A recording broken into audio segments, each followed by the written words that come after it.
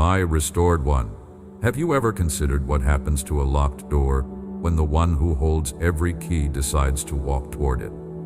That is exactly what I am doing right now, not someday. There is a specific thing I want to speak to you about now, something that is tied directly to this theme of roots being torn out and doors being opened. It has to do with provision, with the supply of what your life requires, with the specific and particular anxiety that attaches itself to the question of whether what you need will be there when you need it. You have lived in a relationship with scarcity for a long time, not always in the sense of genuine material lack, though for some of you that has also been true, but in the deeper sense of a background anxiety about sufficiency, a low-level hum of concern about whether what you have will be enough, whether what you need will arrive, whether the numbers will work, whether the resources will match the requirements. This anxiety has been so constant that you may have normalized it, may have accepted it as simply the responsible, realistic orientation of a person who takes seriously the demands of their life. But scarcity as a posture, as a background orientation, as the default lens through which you process your life, this was never my design for my children. I am a father whose resources are unlimited, whose storehouse is never empty, who does not look at your needs and then look at the available supply and calculate whether there is enough. There is always enough. The question has never been about the availability of supply. It has been about the clearing of what was blocking the supply from reaching you. The blockage is what I am removing. When the roots of what was planted without authorization come out, the channels of provision that were being choked begin to flow. This is not abstract spirituality. This has practical consequences in your actual material life. The opportunities that were being systematically redirected away from you begin to find you. The favor that was being intercepted before it could land begins to reach its destination. The doors that were closed against your advance in the areas of provision and career and material well-being begin to open, because the thing that was holding them closed has been addressed at its source.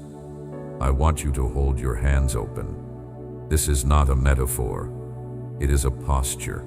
A person whose hands are tightly closed, whether from habit or from a learned defensiveness that developed after too many times of reaching and not receiving, cannot receive what is released into them. The opening of your hands is not something I force. It is something I invite.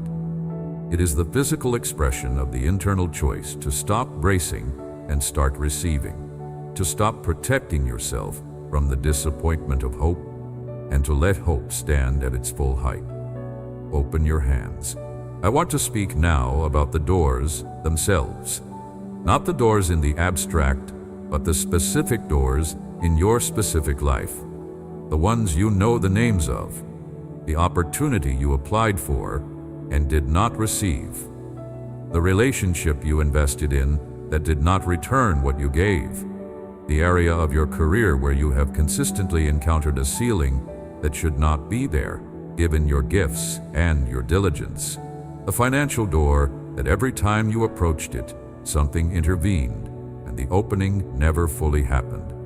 The door of healing in your body that you have knocked on with prayer after prayer, with faith extended again and again, with persistence that has sometimes felt close to breaking.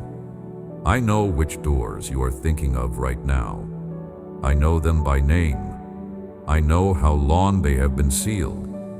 I know every time you approached them and what it cost you when they did not open. I know the prayers that preceded each approach.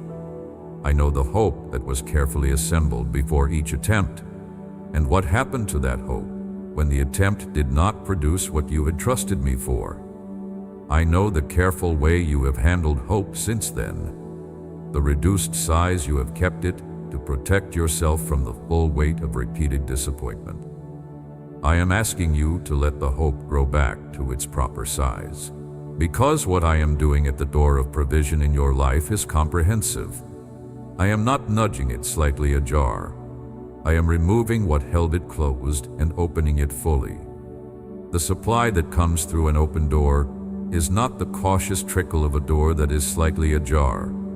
It is the full, generous flow of a door that stands open because the thing that held it shut is gone. I am releasing over your life a provision that matches the design I had in mind for you from before you were formed, not the reduced provision of a life that has been operating under oppression, not the diminished flow of a supply that was being systematically intercepted before it could reach you, but the full provision of what I intended when I imagined your life and decided what it should contain. This is what abundance looks like when it comes through an open door.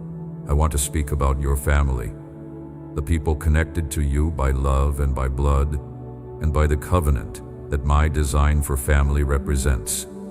The weight you have been carrying has not been carried by you alone. It has been in the air of your home. It has been present in the emotional climate of your most intimate relationships. The people who love you have felt it too, even if they could not name it. Even if the most they could say was that something in the household felt heavy. Something in the dynamic between people who should be flourishing felt more strained than it should. Clearing like this is not limited to the boundaries of your individual experience. It moves through the connections of love. What is released over you flows into the space you share with those you love. When weight lifts from your story, a different atmosphere comes into your home. The roots being torn out of your experience are roots that were affecting not just you, but the entire ecosystem of your family. When they come out, the whole ecosystem begins to breathe more easily. Watch for changes in the people around you that correspond to what I am doing in you. Not just changes that you have worked to produce by changing your behavior or your communication or the effort you bring to your relationships, though those things matter. Watch for changes that seem to come from somewhere else, changes in the relational climate that arrive without an obvious cause, a thawing where there was frost, an ease where there was strain, an openness where there was guardedness. These will be the signs that the clearing is extending into the spaces your love inhabits. Your household is being consecrated. The clearing of what was not supposed to be there is simultaneously an entering of what should be. My presence in a space that has been cleared is not a passive hovering. It is an active filling. The warmth of my presence, the peace that exceeds understanding, the safety that comes from being under the covering of the one who loves without condition and who guards without ceasing. These are moving into the rooms of your home as what was occupying them illegitimately is being removed. Let my presence fill every room. There is also something I want to say about the people in your life who have spoken things over you that were not from me. Words that arrived in vulnerable moments and lodged in places inside you that were not meant to hold them. Opinions delivered as verdicts. Assessments from people who did not have the full picture of who you are or what I had designed you for. Criticisms that arrived with enough authority to feel true, even when they contradicted what I had told you. Comparisons that positioned you unfavorably against someone else's gift or achievement in ways that made you question the value of your own. These words had weight. I am not dismissing that. Words spoken over a person's life do not evaporate because time passes. They take up residence. They influence the filter through which subsequent experience is interpreted. They become part of the internal voice that comments on your choices and your worth and your capacity. And some of the internal voice you have been listening to, the one that adds discouraging commentary to your attempts, that quickly catalogs your failures and hesitates over your gifts, that voice is not entirely yours. Some of it was given to you by people who should have spoken life but spoke something else. I am removing those words from the place where they have been operating. In their place, I am speaking something different. My words about you, The ones I spoke before anyone else had an opportunity to form an opinion of who you were or who you would become. My words, which have not changed regardless of anything anyone else has said, are these. You are wanted. You are known with a depth of intimacy that no human knowledge can match. You are gifted with precisely what the specific work I have in mind for you requires. You are not too much in the places where others said you were too much, and you are not too little in the places where others said you were not enough. You are exactly the person I made, carrying exactly what I placed in you, positioned exactly where I intend. And what I intend for your life has not been revised by any opinion to the contrary. My words over you stand. Everything else falls. Your scars are not your story. They are your proof. And the words that were spoken over you that were not from me, words of diminishment and comparison and inadequacy, these did not write your story either. My words wrote your story. They are still writing it. And the chapter that is being written right now, in this season of clearing and opening, is one that will be read very differently from the outside than the seasons that preceded it. From the outside, this season looked like limitation. From the inside, it felt like limitation. But from where I stand, it was preparation. Now, the preparation is complete. I want to talk to you now about what happens on the other side of a door that opens after a long season of it being sealed. Because opening does not feel, at first, exactly like what you expected opening to feel like. The first experiences of the air on the other side of a long sealed door are sometimes disorienting. Freedom, when you have lived under constraint for long enough, does not automatically feel safe. The capacity for receiving, when it has been contracted for a long time around the habit of not receiving, needs to expand before it can take in what is available. The posture of expectation, when it has been kept small to protect against disappointment, needs to stretch before it can hold what is being offered. This is normal. I am patient with the stretching. Do not interpret the initial disorientation as evidence that the opening did not really happen. Do not allow the strangeness of freedom, the unfamiliarity of provision arriving, the surprise of a door standing open where you had trained yourself to expect it to be closed, to make you doubt the reality of what I have done. The strangeness is not evidence against the opening. It is evidence of how long the closing was. It takes time to recalibrate a life that has been operating under specific conditions. Give yourself the grace of that recalibration. Give yourself permission to receive with some uncertainty in the receiving, to accept with some tentativeness in the acceptance, to hope with some caution in the hoping. The hope does not need to be fearless to be real. It needs to be present, and it is present. I can feel it in you even now, the small, careful reaching toward the possibility that this time might actually be different, that this word might correspond to something happening in the actual conditions of your life, rather than being a beautiful encouragement with no practical consequence. I want to speak directly to that reaching. I want to name what it is, which is faith in its most honest form. The faith that has been battered and is still reaching. The faith that has every reason to protect itself and is choosing instead to extend one more time toward the one who made the promise. This faith is precious to me, not the faith of the undamaged, not the faith of the person who has not yet faced enough disappointment to understand what trusting in the face of it costs. The faith that has been pressed and is still present is the faith that produced what you now carry, the depth, the compassion, the credibility of someone who knows from the inside what it means to hold on when holding on is not the easy choice. That faith is the instrument through which what I am releasing enters your life. Keep holding, even if the holding is tentative, even if the hands of your hope are not fully open yet, but are slightly less closed than they were. Every degree of opening is enough. Every increment of trust extended in my direction is met with a response from me that exceeds the measure of the extending. You give me a small yes, and I pour into it a large answer. You open your hands by a fraction, and I begin filling them beyond what the fraction should logically hold. This is not a formula. It is the nature of who I am. I am a father who meets his children's returning steps with running. The smallest movement in my direction calls forth from me the full measure of my love. And my love, when it is fully released into your life, looks like provision in the places of lack.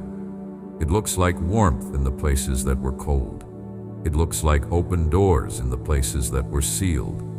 It looks like roots removed and ground cleared and seeds planted and growth beginning. It looks like the return of things that were taken, the restoration of what was damaged, the renewal of what was exhausted. This is what is happening.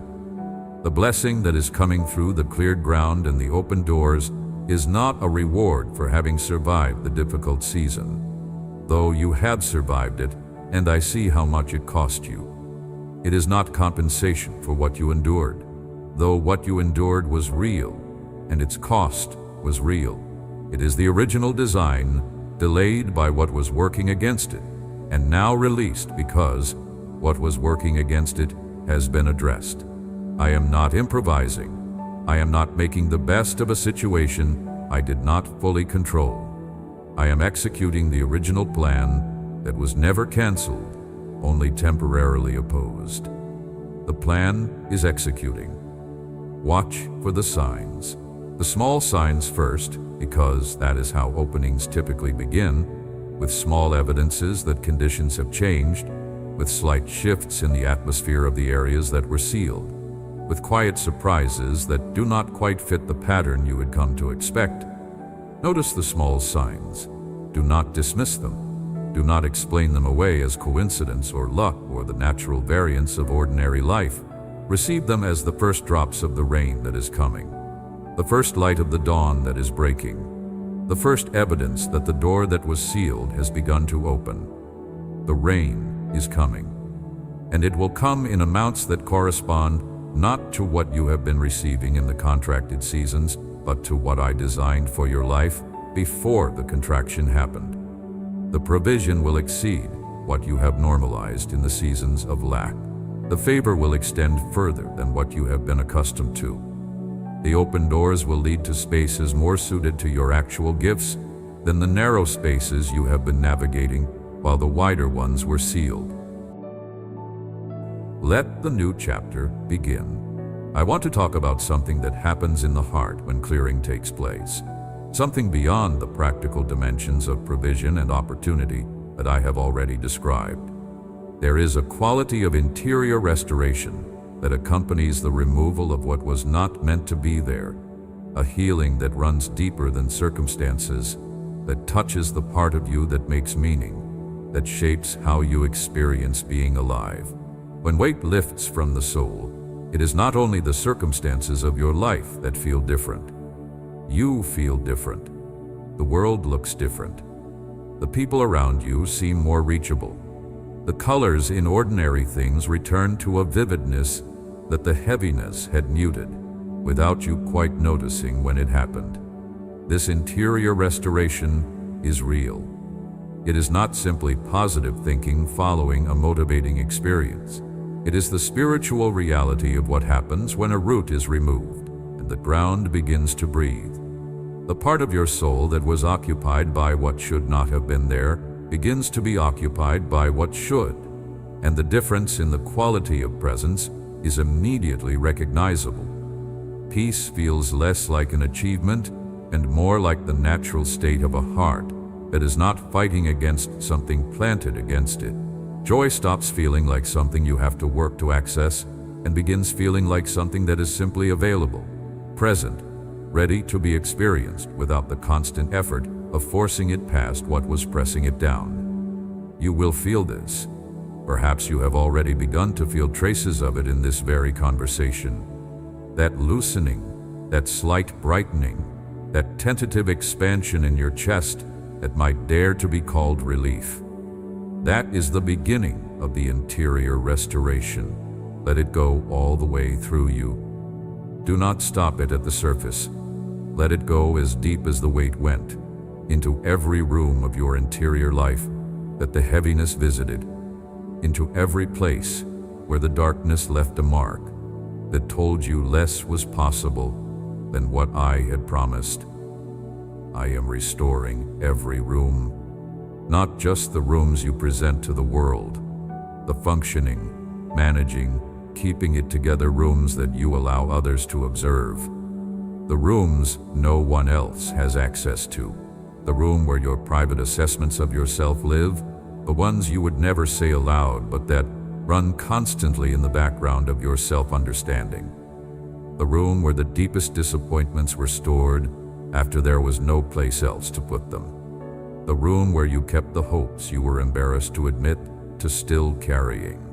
The room where you filed the prayers that seemed to go unanswered. The ones you stopped asking me about out loud because the asking hurt too much when the visible answer did not arrive. I am going into every room. Running quietly in the background is a private accounting of who you are and whether you are enough, the one you rarely show to anyone, because its content is both too vulnerable and too unflattering to share.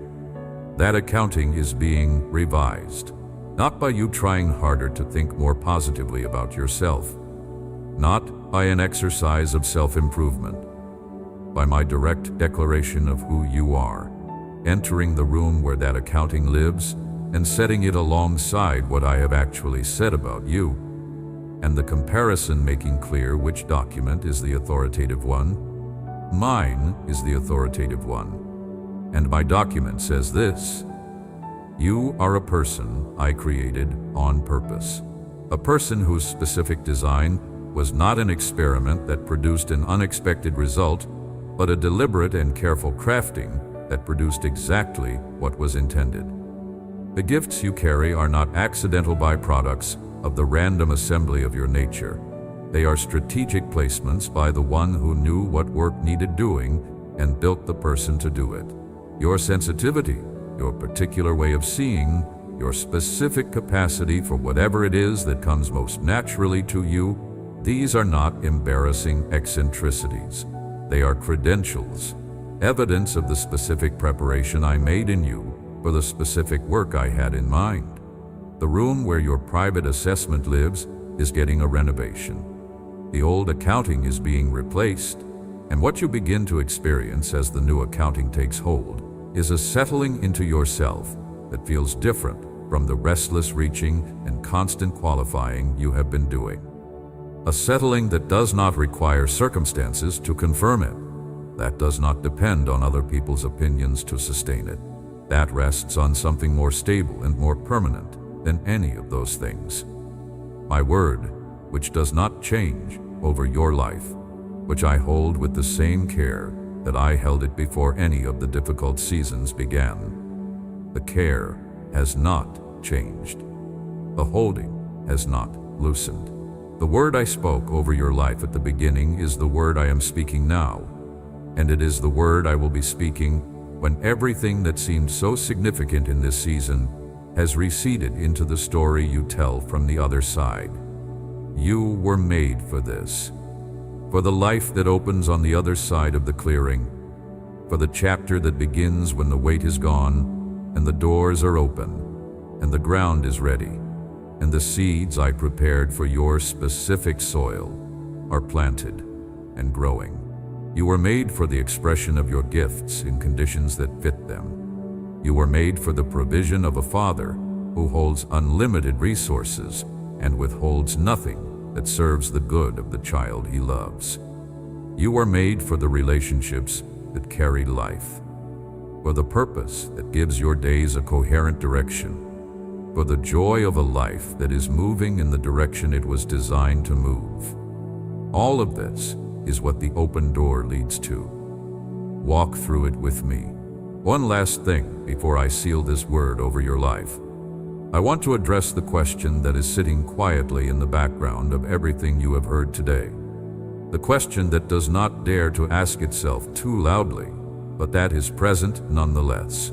The question is, why now? Why, after the long season of sealed doors and unrelenting wait, is this the moment of the opening? What changed? What made now the right time when before was not? I want to answer that question because I think the answer will matter to you, not just for understanding what is happening now, but for how you hold what happens next. Nothing about this timing was arbitrary. It was not the result of some threshold of suffering finally being reached. It was not because you finally prayed the right prayer or finally achieved some level of faith that you had previously been lacking. What I have been building toward encompasses not just your individual story, but a larger arrangement of circumstances and relationships and open spaces that your step forward is designed to enter. When the door opens, corresponds exactly to when what I have prepared on the other side is fully in place and ready to receive you. These two moments, the opening and the readiness of what awaits, are not accidental. They correspond with perfect precision. This means that even the waiting, the extended waiting that felt so disproportionate to what you were waiting for, was purposeful, not cruel, not indifferent, not evidence of my forgetting or my delay in a pejorative sense. It was evidence of my attention to the full picture, which includes not just you and your readiness, but the readiness of the entire arrangement into which you are stepping. A key turns when the lock is ready, not just when the person holding the key is ready. I was preparing the lock while I was also preparing you. And when both were ready, the turning happened. It is happening now. You are ready. The lock is ready. The space on the other side has been prepared. Everything I needed to arrange before this opening could happen, the way it needed to happen, has been arranged. You could not see the arranging because it was happening in dimensions your natural perception does not reach. But the completion of the arranging is why this is the moment. This is why now. And knowing this, I hope, helps the waiting make a different kind of sense. Not a sense that makes it painless in retrospect, but a sense that locates it within a purposeful process rather than leaving it as simply a long and unexplained gap between promise and fulfillment. Nothing about that gap was empty. It was full of preparation. And preparation is precisely what makes what comes next as good as it is. Walk through it with me. I want to speak with you about the specific character of what has been holding certain areas of your story closed, because I do not want you to attribute to ordinary circumstance what has a spiritual source. Some of what you have been experiencing in the area of provision and opportunity is the direct result of something that was spoken over you or your family line in a moment when darkness was given permission to make a claim. These are not abstract theological concepts. They are practical realities with practical consequences. A word spoken with authority in the wrong direction has weight. It lands somewhere. It affects conditions in ways that ordinary human effort cannot fully counter, no matter how hard you work, no matter how faithfully you apply yourself. This is why there are seasons where everything you do seems to produce less than it should, where the effort exceeds the return by a margin that makes no logical sense, where other people with similar capabilities in similar circumstances seem to advance while you remain in the same position. Disproportionate difficulty like that has a source, and the source is being addressed. I am the one addressing it. I am not asking you to speak the right words in the right formula, or to perform a precise spiritual procedure that activates some mechanism of deliverance. I am the deliverer. This is my activity, not your performance. What I am asking of you in this moment is simpler and more intimate than a formula. I am asking for your trust, the kind of trust that says, I believe you are doing what you said you were doing, even though I cannot yet see it clearly from where I stand. The kind that says, I release my grip on what I have been holding with my own hands, the control I have tried to exercise over my own liberation, the effort to manage my own deliverance. And I let you carry this because you said you would. That trust is the soil into which what I am planting needs to go. Consider the family line from which you come. Think about what you know of the people who came before you, their struggles, the particular categories of difficulty that showed up in their lives with a regularity that goes beyond coincidence. The specific areas where it seemed like something was always working against them, where the best efforts never quite produced what was hoped, where certain blessings seemed perpetually just beyond reach. Some of those patterns arrived in your life as something so familiar, you never questioned whether they were inherited or simply the nature of how life works. They felt like the furniture of your world, not like something placed there by something external. Generational inheritance is real.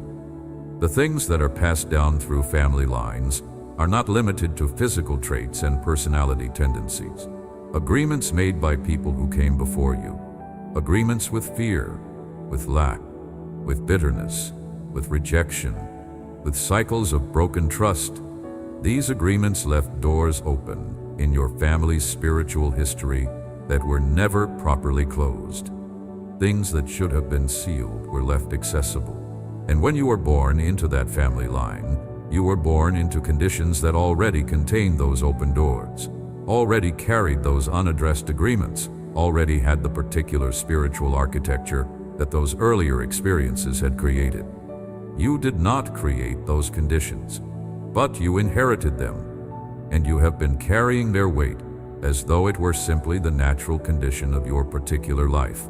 When the same area of struggle that exhausted your parents exhausted you, when the same category of loss that marked your grandparents marked you, when the pattern repeated itself with enough consistency that it began to feel like simply the way your family's life works, you absorbed it as truth rather than as something that was placed over you without authorization. I am pulling that authorization out by the roots. The blood of my son settled every debt. Every claim that darkness thought it had over any life that received what his sacrifice provided has been fully addressed. There is nothing owed. There is no legitimate ground or any generational curse to stand on in the life of someone who belongs to me. The claim was satisfied. The debt was paid. The chain was legally broken at the cross, and what has been operating since then has been operating on inertia and on the permission of unchallenged old agreements, not on any rightful authority. I am challenging every old agreement today. In your life, in your family line, in every area where something has been operating as though it had permission when permission was revoked the moment you came into my family. I am reaching into the deep places, the places you cannot see and would not know how to address even if you could see them. And I am pulling out what was planted by hands that were never mine. The roots will not grow back. What I remove completely. The authority I exercise over what has been oppressing you is not partial or provisional. It is complete. It is the authority of the one who made you and who purchased your freedom at the highest possible price. Nothing can override this authority. Nothing. And as each root comes out, something remarkable happens in the ecology of your life. The resources that were being consumed by what was not supposed to be there are suddenly available for what is. The strength that was being drained by fighting what should not have needed fighting is freed for building what I intended. The attention that was being captured by managing consequences of oppression is released to focus on receiving what I have been storing for this season. Your life begins to function the way it was designed to function, and the efficiency of it, the sense of things flowing rather than constantly grinding against resistance, will be one of the first evidences you notice that the clearing has happened. You will notice it, probably before you fully understand it. Your scars are not your story. They are your proof. And this is the chapter where the proof begins to speak louder than everything that tried to write a different ending. I am walking toward your locked doors. I am walking toward them right now. Every key is in my hand, and I am opening every door that was never meant to stay closed. Amen. If these words reached a place inside you that has been waiting for exactly this kind of message, do not keep them to yourself. Share them with someone who is still carrying weight they were never meant to carry. Share them with the person whose hope has been reduced to the smallest possible size. Share them with anyone you know who is standing in front of a door that should have opened and has not yet. Type Amen in the comments and let this community of faith know that you received this blessing today. Every word written here was stored for someone specific, and perhaps you know exactly who needs to hear it next. Your sharing of this message is part of how I send what people need.